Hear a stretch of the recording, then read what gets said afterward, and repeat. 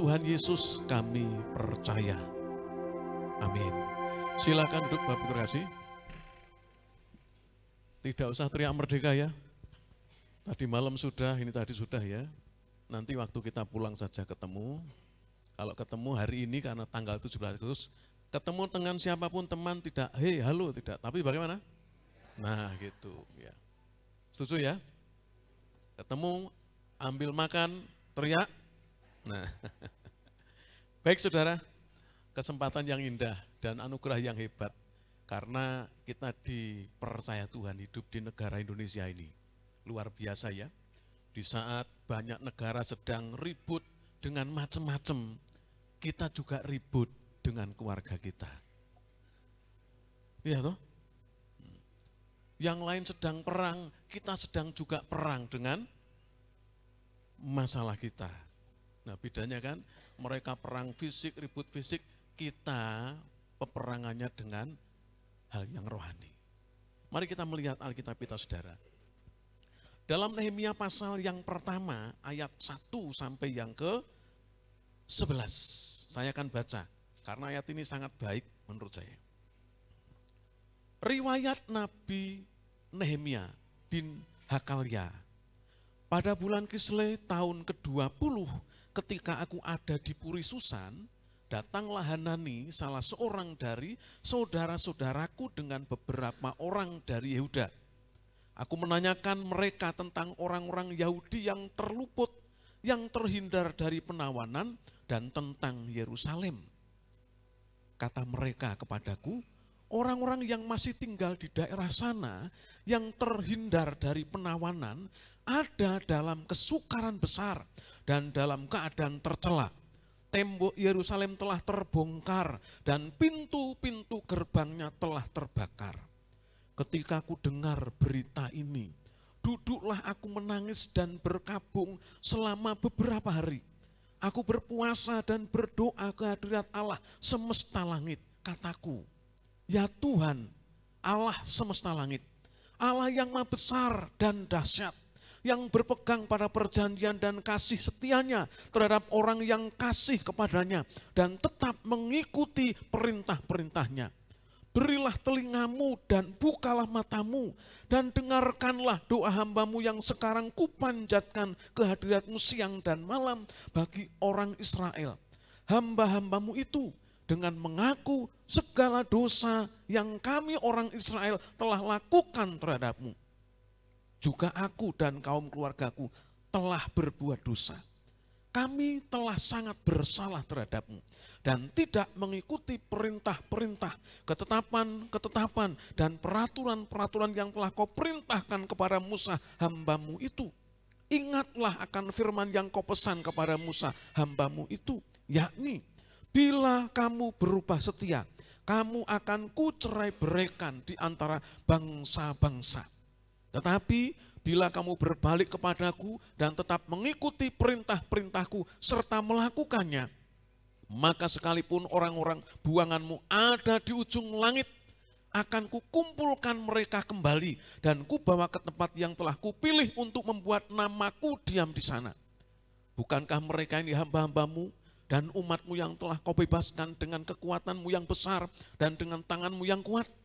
Ya Tuhan, berilah telinga kepada doa hambamu ini dan kepada doa hamba-hambamu yang rela takut akan namamu. Dan biarlah hambamu berhasil hari ini dan mendapat belas kasihan dari orang ini. Ketika itu aku ini juru minuman raja. Saudara, kisah ini kisah Nehemia. Bagaimana dia memulai sebuah perjuangannya. Saya ulangi, Nehemia memulai perjuangannya di tempat yang bukan di tanah airnya. Mari kita melihat saudara, judul tema hari ini adalah apa?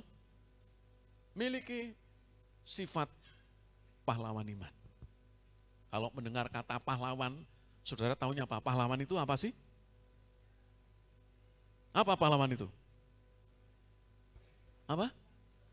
Pejuang, pejuang itu pahlawan. Pejuang cinta itu pahlawan enggak? Hah?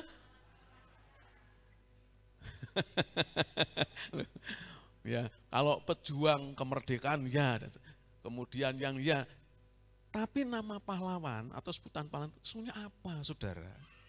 Mari melihat pemahaman ini. Pahlawan itu adalah orang yang menonjol karena keberanian dan pengorbanannya dalam membela kebenaran. Pejuang yang gagah berani itu namanya pahlawan. Seorang bapak yang dia berjuang untuk kebaikan keluarganya, ia layak disebut sebagai pahlawan. Pahlawan apa? Pahlawan keluarga. Betul ya? Seorang ibu yang berjuang untuk keluarganya, bangun pagi sampai kemudian tidur malam demi kebaikan keluarganya, layak disebut pahlawan keluarga. Seorang anak yang banyak menghabiskan duit bapaknya. Nah, bagaimana? Layak disebut apa? Kurang ajar. Bukan pahlawan ya, pahlawan kesiangan itu ya. Nah ini saudara, ini nama pahlawan. Kembali ke ingatan kita. Ya tadi malam kita sudah tirakatan ya, ada banyak tempat nih. Ya, disebut pahlawan. Kok rasanya pahlawan seperti apa sih? Bayangan kita, kok disebut pahlawan? Kalau dia cuma berani dan rela berkorban, apakah hanya karena itu layak disebut pahlawan? Saudara lihat gambar-gambar ini saudara. Ini tentara Indonesia masa dulu. Bayangkan, kalau kita melihat tentara masa kini, wah ya, seragamnya, sepatu, topi, macam-macam. Ya, lihat tentara seperti ini saudara, kira-kira bagaimana? Waktu saya lihat, ini tentara seragamnya yang sini gelap, sini terang, ini balikan, ini terang, ini gelap. Ini yang benar seragamnya yang mana ini? Loh ya kan? Yang benar yang mana seragamnya itu? Tapi ini disebut pahlawan. Kenapa? Mereka orang-orang yang menonjol keberanian dan pengorbanannya dalam membela kebenaran. Kebenaran apa? Kebenaran bahwa kemerdekaan adalah hak segala bangsa. Ini contohnya, mereka berani, rela berkorban, rela bertaruh nyawa. Ini juga tentara saudara. Lihat. Kira-kira saudara ketemu tentara begini hormat enggak? Mungkin ini orang sedang ngapain gitu ya. Ya, tapi lihat, ini tentara saudara. Ini seperti bedil, tetapi ujungnya tombak. Jadi bukan ditembakkan, tapi ditusukkan. Kalau musuh Belanda dan Jepang yang bawa bedil beneran, kira-kira bagaimana? Mereka sedang, wah, tuar, kelepek-kelepek gitu kan. Ini. Tapi mereka berani saudara. Mereka berani. Mereka rela berkorban. Makanya layak disebut pahlawan.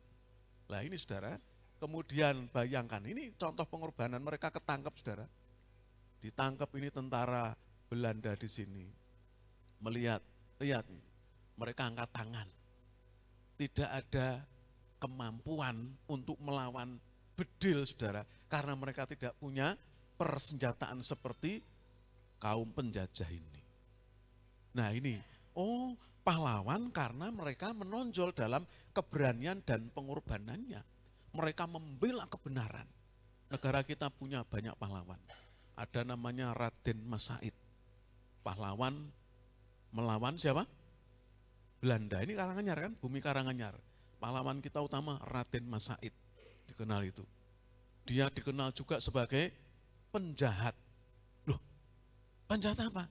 Ya, Mas Said itu perjuangannya tidak hanya membela kemerdekaan, tapi membela rakyat kecil saudara.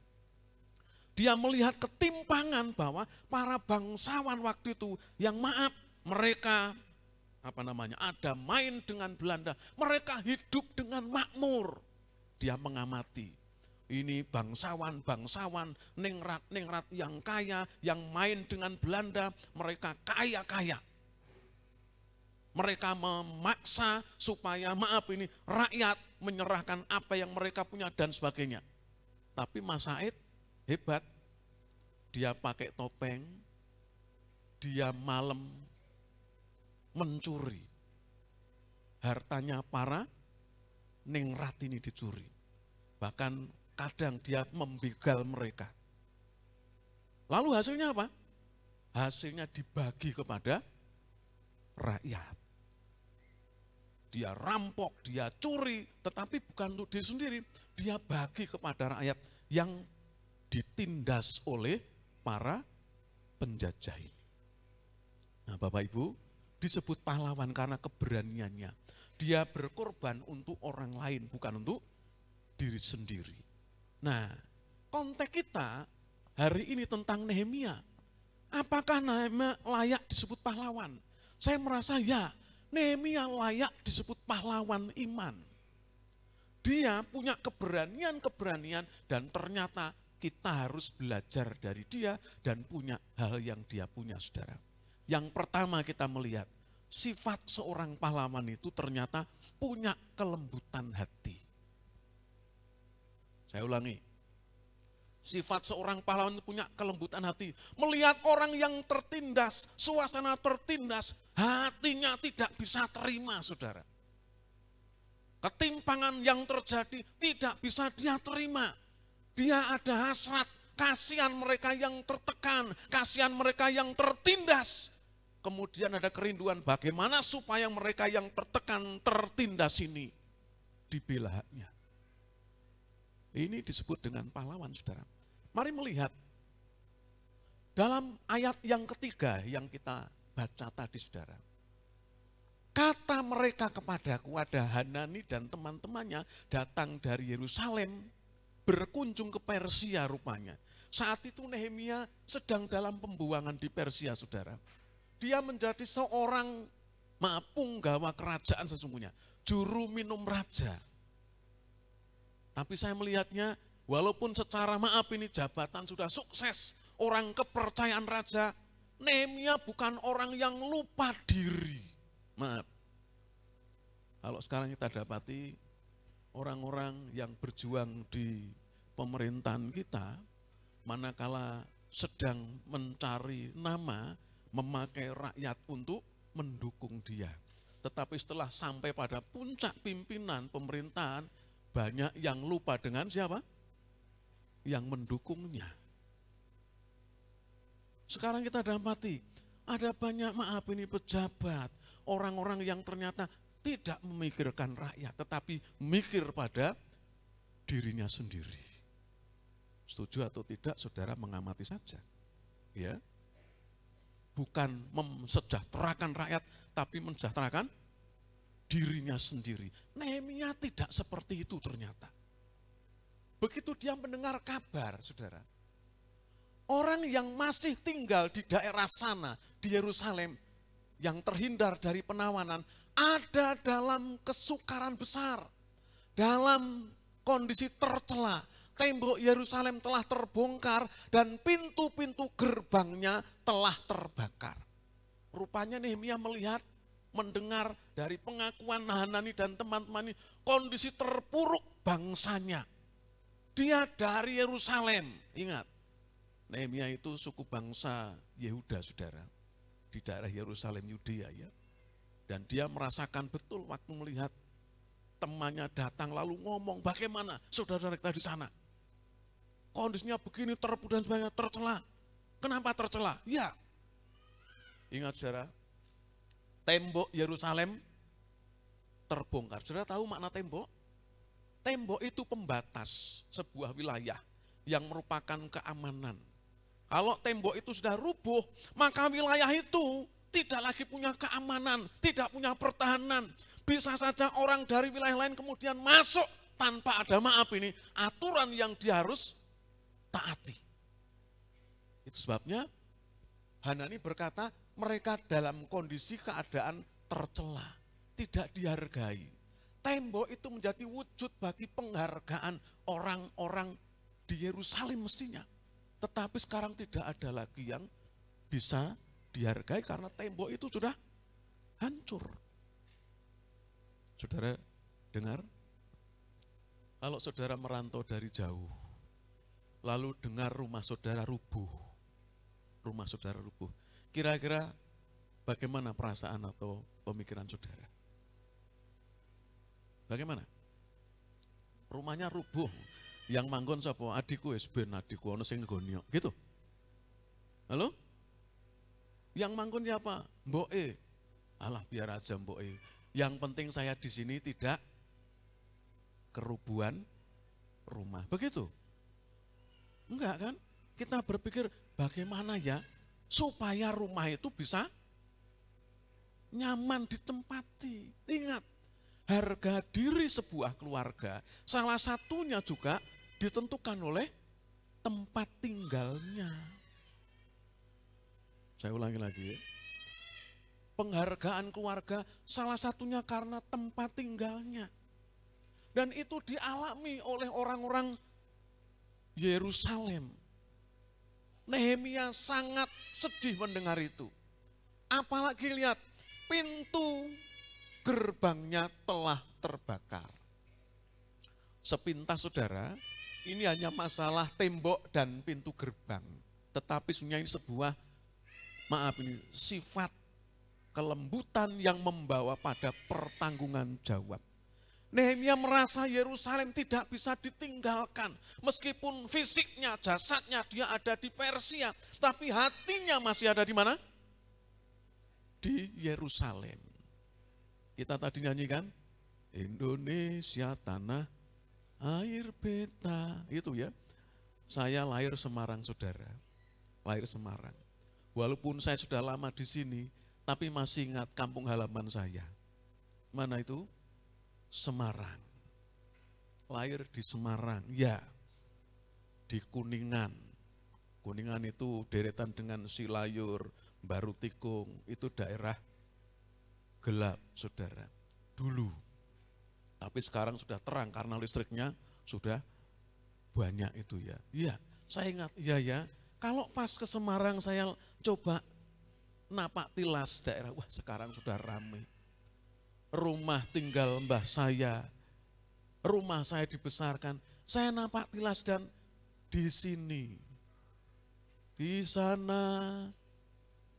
Nah, kemudian dibuai apa? Dibesarkan di sana. Iya, saya berkelahi di Semarang. Iya, dulu tuh berkelahi merasa hebat, saudara. Saya sekolah bawa besi neser. Kemudian dulu kalau di sini anak-anak sekarang itu ikutan ya, tawuran itu ikut-ikutan zaman dulu, saudara. Tahun 89 itu anak-anak Semarang itu hebat, saudara. Terjadi pertempuran, tawuran antar sekolah, membakar bis. Di sini kan anak nggak berani toh, berani membakar bis-bisan toh. Silakan bakar kalau pengen berurusan dengan polisi, saudara ya. Ya. Ini bukan jiwa pahlawan. Dulu wah hebat nih, merasa sudah hebat kalau sudah berkelahi hebat. Zaman SD sepak bola pakai sepatu jenggel. Ya, sepatu yang haknya tinggi itu karena punyanya cuma itu, saudara. Ya, begitu tendang bola, buek. Sepatunya lompat jauh, saudara ya. Ini. Tapi senang saya merasa, ya Semarang. Kita merasa Nehemia pun seperti itu. Walaupun jasad fisiknya, tubuhnya ada di jauh, dia ingat Yerusalem. Dan waktu mendengar berita Yerusalem seperti itu, apa yang dia lakukan, saudara? Ayat 4 mencatat, ketika aku dengar berita ini, berita apa? Orang-orang yang di sana dalam kondisi yang sulit, keadaannya tercela karena kondisi fisik kota itu yang hancur. Perhatikan, duduklah aku apa? Menangis dan berkabung selama beberapa hari. Aku berpuasa dan berdoa ke hadirat Allah semesta langit.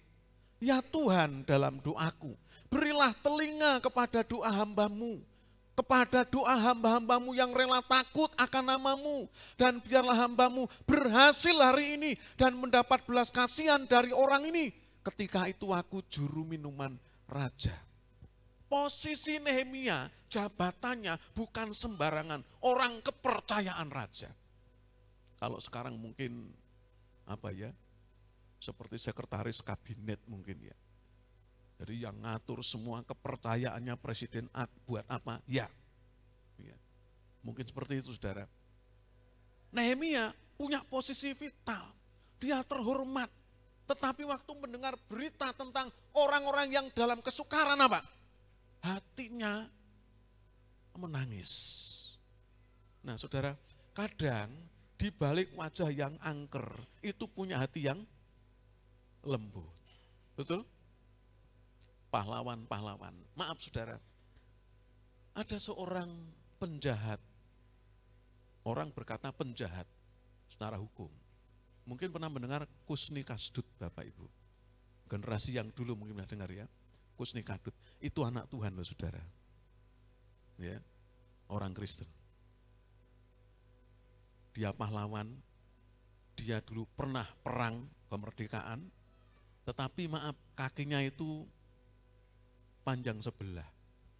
Jadi selesai dia perang, dia termasuk TKR waktu itu, tapi belum resmi. Lalu waktu dilembagakan jadi tentara nasional, dia mencoba daftar tapi tidak diterima karena kakinya yang panjang sebelah. Kecewa saudara. Apalagi melihat kemudian teman-teman yang berjuang bersama dia setelah punya posisi ternyata tidak hidup seperti waktu zaman berjuang. Idealisnya hilang, tidak lagi jadi pejabat yang baik. Dia mendapati ada pejabat yang korup, kemudian macam-macam. Muncul apa? Dia berontak dengan itu. Hebat saudara, dia rampok bank, bukan rampok orang, rampok bank. Dia dicari ke sana kemari dari Jawa Timur saudara. Bahkan yang hebat lagi, dia merampok museum Indonesia yang ada di Jakarta. Waktu itu ada pameran mutiara Leontin, dia rampok, dia memakai baju polisi, masuk ke sana, kemudian rampok itu. Hasilnya apa saudara? Dibagikan kepada orang lain. Anaknya kesaksian, bapak pulang itu bawa tas besar sekali.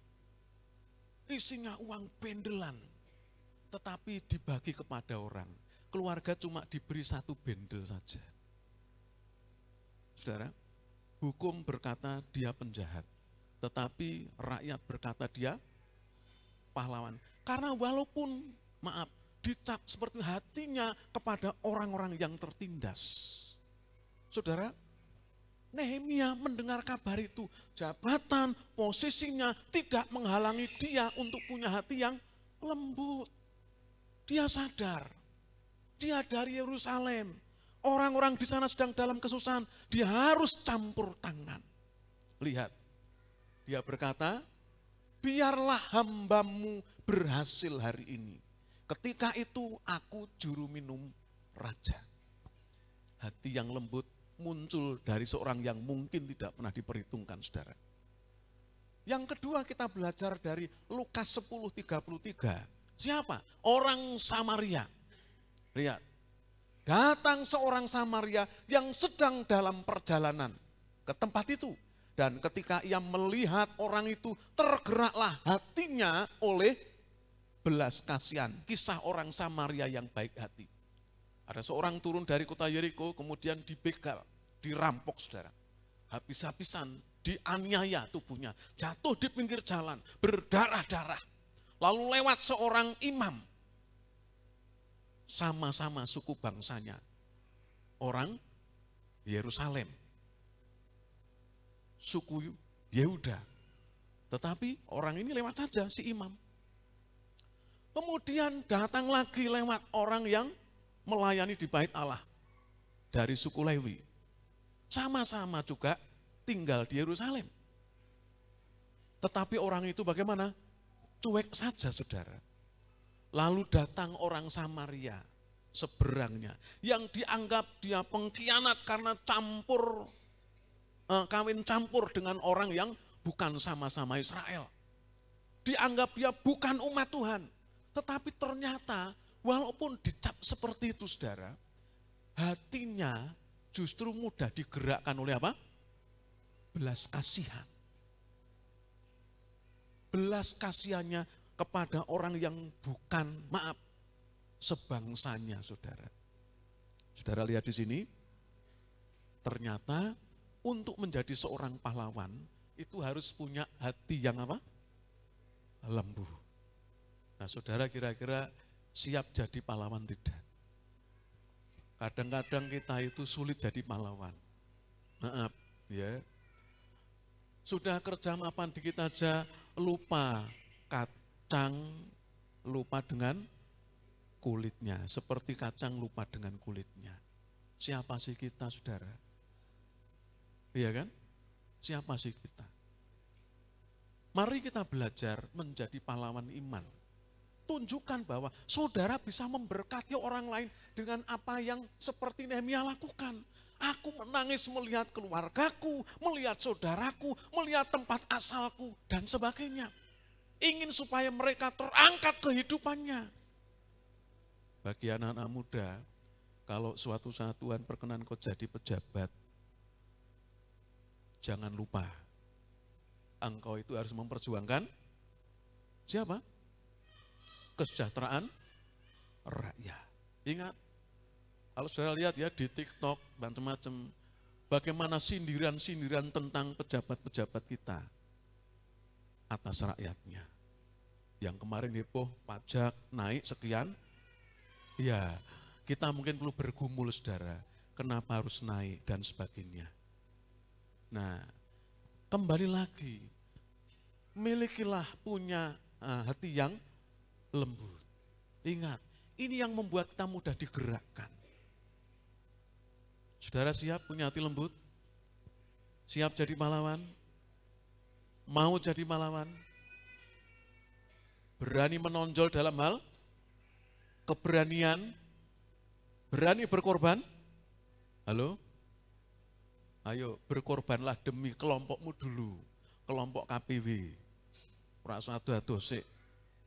Ya, di rumah, di KPW, kemudian di mana? Di RT, lalu muncul di gereja. Ayo, coba berani enggak? Sekarang ini tidak banyak yang mau tampil jadi pahlawan. Karena jadi pahlawan itu ya tanpa tanda jasa sekarang ini kan. Di rumah ada enggak pujian untuk seorang suami atau seorang istri? Ada? Ada istri yang diberikan bunga, saudara. Pikirnya suami itu memberi surprise untuk istri. Wah, istriku sudah berjerih payah, lalu dia pulang bawa bunga. Wah, ini kan ya bukan bunga bang, Pak, ini betul bunga bener. Lalu datang, istrinya langsung diberi, ini untuk istriku. Istrinya enggak pernah memberi kembang masalahnya, diberi kembang. Iki apa mas? Ini untukmu, engkau sudah berjuang gini-gini. Ambok ini tuh kok kayak daster wae malah karuan kembang itu. Loh saudara, maksud hatinya bagaimana? Tetapi istri bagaimana? Tidak banyak saudara, wanita yang diberi kembang kemudian terbuai, mesra sekali. Oh enggak gitu saudara, enggak. Ya, kan, iki piro iki? Nah loh, takon regane kembang berapa kan? Jarang sekarang ini. Karena apa? Kita tidak biasa memberi penghargaan dengan apa? Kembang. Ibu-ibu lebih suka diberi kembang atau daster? Mana kira-kira? Bu, mana bu? Loh, iya kan? Kalau kembang dilihat sepintas apa? Layu, kalau daster kan itu pakaian perang ibu-ibu kan ya. Pagi, siang, malam itu kan ini dipakai. Nah ini gambarannya. Ayo saudara, berani punya sifat pahlawan. Hati yang lembut, mudah digerakkan. Lihat sesuatu ya, saudara perlu digerakkan seperti itu. Anak-anak di keluarga, lembutkan hati melihat kondisi keluargamu. Kita di lingkungan, di KPW, di gereja kita. Yang kedua saudara, kita melihat seorang berjiwa pahlawan itu dia bertindak tanpa diminta. Yang beda ini. Pahlawan itu bertindak tanpa diminta. Dia berani melakukan apapun tanpa diminta. Anggota gereja kita yang ada di Bandungan, Mbah Darmo, Mbah Bayan, itu pernah cerita saudara dulu almarhum. Kulo mbiyen melu perang, lha enten apa? Lah koncone do perang kok. Koncone perang. Lah saya kok tengok-tengok, enggak, saya ikut perang. Karena saya tahu teman-teman saya berjuang perang untuk mempertahankan bumi Indonesia. Saya ikut perang. Tidak ada yang minta, tidak disuruh orang tuanya. Tapi begitu melihat teman-temannya berperang, dia pun terlibat perang, saudara. Kalau dia cerita perang di Mojogedang, bagaimana jembatan dihancurkan, menyegat ya? Apa? Menghadang Belanda dari arah Jambangan, dia cerita, wah kalau dengar itu saya senang, saudara. Sekarang akan dibuai itu. Gereja kita Bandungan itu dulu perjalanannya tempat jalannya para pejuang kita. Kemudian di atas kapal terbang begini-begini, tetapi mereka para pejuang tetap berani saja. Saya bilang, oh iya ya, siapa yang minta para pahlawan berjuang? Tidak ada. Karena apa? Tadi, kelembutan hati tadi. Ya, saya lakukan sesuatu. Nah, saudara, lihat. Hanani memberitahu kepada Nehemia. Nehemia berdoa tadi begini, saudara, dalam doanya tadi. Biarlah hambamu berhasil hari ini. Ketika itu aku juru minuman raja. Rupanya Nehemia sudah punya rancangan di sini. Hanani tidak menyuruh, Neh atau Mi, tolong dong bantu teman-teman yang ada di Yerusalem. Tidak. Tapi Nehemia tergerak, lalu dia punya rancangan, dia berani menghadap raja. Padahal saudara, seorang pegawai kerajaan tidak boleh omong kalau tidak ditanya oleh raja. Dan Nehemia pinter, saudara, supaya raja bertanya, makanya dia melayani Tuhan dengan memasang wajah muram. Loh ini kan, coba lihat. Kata raja kepadanya, mengapa mukamu muram? Padahal dulu pantangan, namanya pelayan raja itu harus selalu tampil dengan ceria. Tidak boleh tampil dengan mengecewakan. Tetapi Nehemia berani pasang muka muram. Walaupun kau tidak sakit, engkau tentu sedih hati. Lalu aku menjadi sangat takut. Jawabku kepada raja, hiduplah raja untuk selamanya. Bagaimana mukaku tidak akan muram kalau kota tempat pekuburan nenek moyangku telah menjadi reruntuhan dan pintu-pintu gerbangnya habis dimakan api. Lalu kata raja kepadaku, apa yang kau inginkan? Maka aku berdoa kepada Allah semesta langit. Kemudian jawabku kepada raja, jika raja menganggap baik dan berkenan kepada hambamu ini, utuslah aku ke Yehuda, ke kota pekuburan nenek moyangku, supaya aku membangunnya kembali. Cermati, ada yang terputus di sini, saudara. Saudara cermati enggak? Ayat 45 ini, saudara. Saya melihat ada yang terputus. Kenapa? Nehemia belum punya rancangan, saudara. Belum punya rancangan apapun. Dia hanya berani saja, pokoknya aku pengen ngomong kepada raja. Tapi bagaimana caranya? Kalau memulai ngomong tidak diperkenan. Dia pasang muka muram, ditanya baru dia jawab. Tapi begitu dia mendapat jawaban dari raja, apa yang kau inginkan? Dia bingung, saudara. Mau apa? Maka ditulis, aku berdoa kepada semesta langit. Kira-kira saudara bisa bayangkan enggak? Rajanya tanya, lah kamu mau apa? Lalu tiba-tiba Nehemia berdoa dulu. Bisa bayangkan? Dia tiba-tiba berdoa. Apakah dia sebentar, raja, saya tak berdoa begitu? Tidak, ya. Dia berdoa dan selesai berdoa muncul pernyataannya. Utuslah aku untuk memperbaiki tempat asalku. Loh saudara, saya melihat di sini siapa yang menyuruh Nehemia berbuat? Tidak ada. Nehemia pun bingung. Kalau saudara baca lengkap yang dilakukan Nehemia, tidak hanya memperbaiki gerbang, tapi dia memulihkan semua tembok Yerusalem. Bahkan dia punya cara kerja yang hebat di kemudian hari. Menjadi pahlawan itu perlu keberanian untuk melakukan tanpa diminta. Itu yang namanya pengorbanan, saudara. Sekarang ini ironis, ada banyak orang yang maaf, sulit untuk melakukan kalau tidak diminta. Setuju? Betul? Saudara lihat sampah di sekitar kita, apakah saudara tergerak untuk ambil sampah itu? Kemudian buang ke tempat sampah? Kecuali diminta. Tolong diambil sampahnya. Tolong ya. Betul kan? Saudara lihat kertas warna merah, ada tulisan 100. Nah ini beda saudara. Tidak perlu diperintahkan, langsung saudara bagaimana? Buang. Ini uang siapa? Dalam hitungan 3 tidak ada yang ngaku milik saya. 1, 2, 3, selesai. Loh, beda kan? Berarti apa? Kita melakukan sesuatu umumnya karena kita, maaf ini, ingin mendapat hasil dari yang kita lakukan. Itu bukan pahlawan. Bukan pahlawan saudara.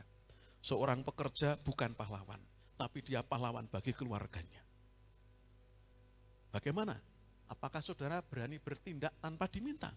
Kembali kepada orang Samaria yang baik hati. Waktu dia dapati orang yang sakit, orang yang butuh pertolongan, tidak ada yang minta saudara. Bagaimana? Ia pergi kepada orang itu lalu membalut luka-lukanya. Sesudah ia menyiraminya dengan minyak dan anggur, kemudian ia menaikkan orang itu ke atas keledai tunggangannya sendiri, lalu membawanya ke tempat penginapan dan merawatnya. Keesokan harinya ia menyerahkan 2 dinar kepada pemilik penginapan itu, katanya, rawatlah dia dan jika kau belanjakan lebih dari ini, aku akan menggantinya waktu aku kembali. Saya melihat perilaku yang layak kita ikuti adalah perilaku orang Samaria ini saudara. Mendapati sesuatu yang memang harus dilakukan, dia tidak perlu diminta, bahkan dia berkorban banyak untuk itu. Perhatikan, dia datang kepada orang yang luka itu, dia balut luka-lukanya. Ingat, dia rugi waktu.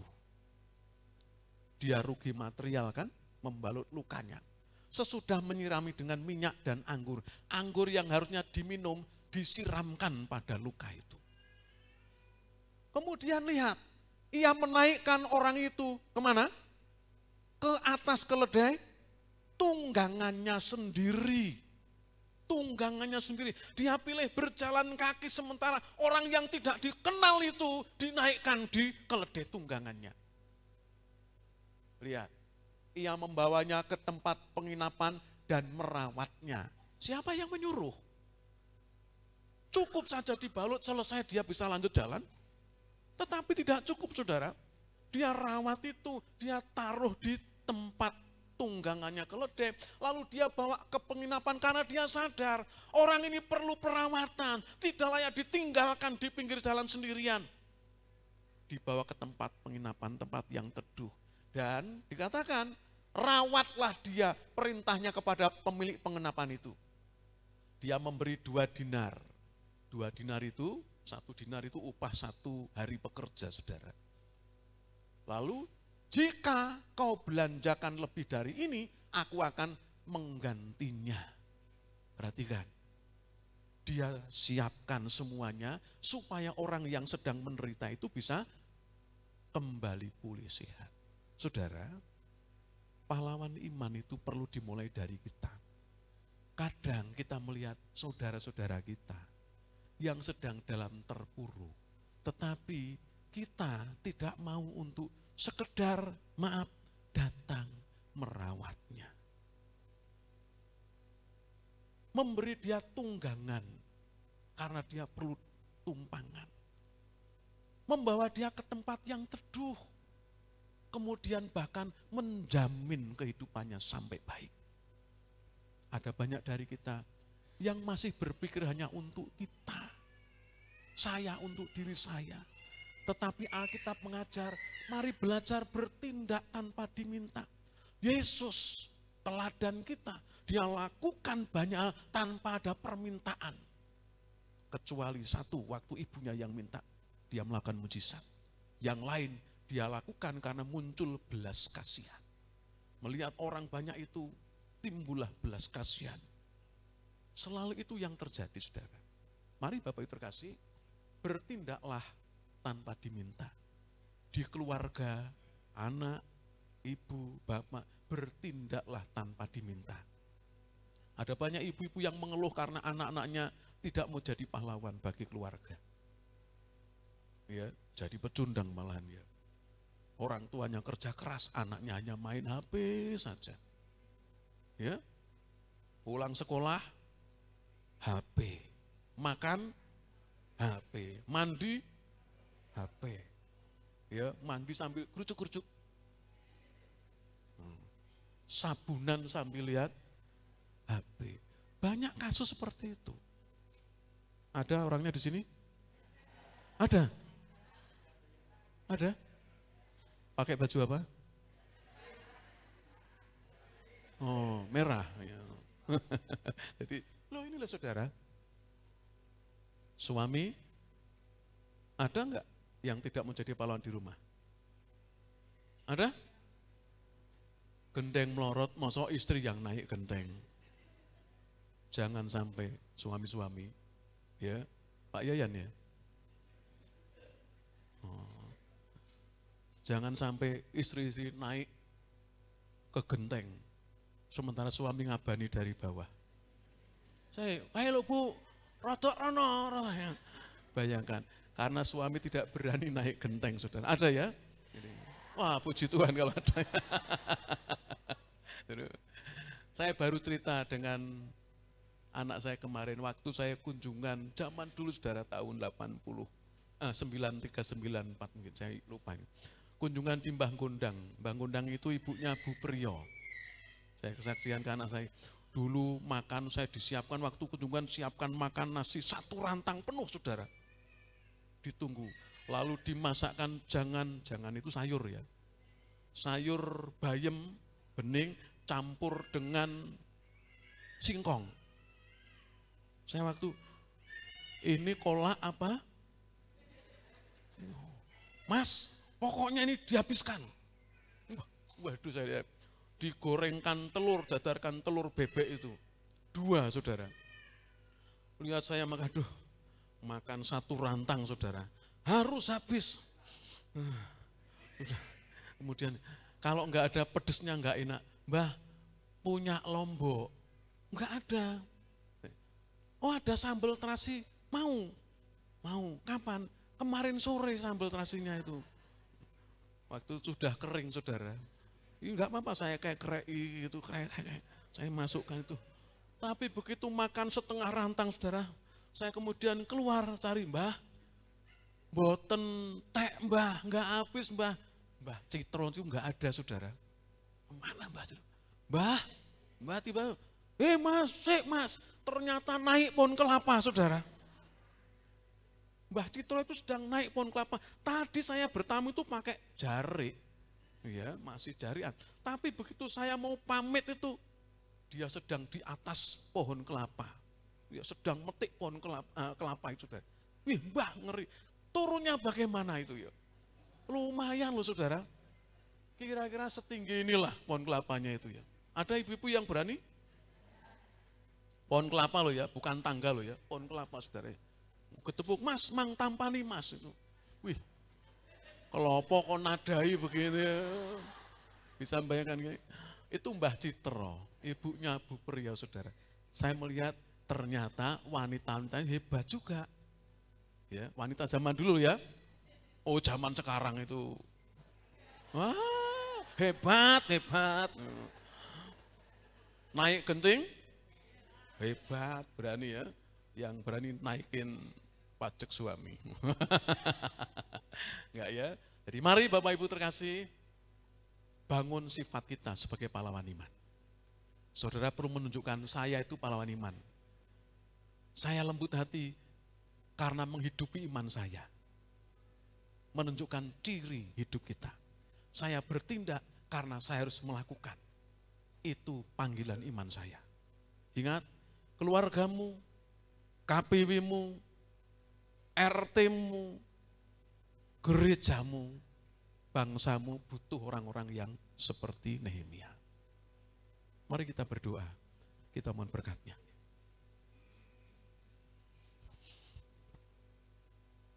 Tuhan Yesus ingatkan kami, kalau dalam menghidupi panggilan kami belum tampil sebagai seorang pahlawan iman. Kami masih berfokus pada diri kami sendiri. Tidak ada keberanian kami untuk berkorban. Bahkan empati kami untuk sesama pun tidak punya. Melihat saudara kami yang susah, kami diam saja.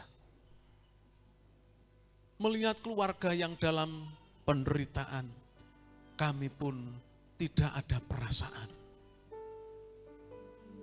Apalagi melihat kondisi negeri kami ini Tuhan. Kami baru berpikir bagaimana kami menghidupi diri kami, mensejahterakan diri kami, belum mampu untuk memberkati orang lain. Padahal tanggung jawab yang Tuhan berikan besar atas kami. Kasihlah Tuhan Allahmu dengan segenap hati, segenap jiwa dan akal budimu. Kasihlah sesamamu seperti dirimu sendiri. Kami belum bisa mengasihi Tuhan. Kami belum bisa mengasihi sama kami. Kami baru bisa mengasihi diri kami. Tuntun kami Tuhan, supaya kami menjadi orang-orang yang punya kelembutan hati, mendapati kehidupan di luar kami, dan berani bertindak meskipun tidak diminta. Tuhan, inilah hidupku, ku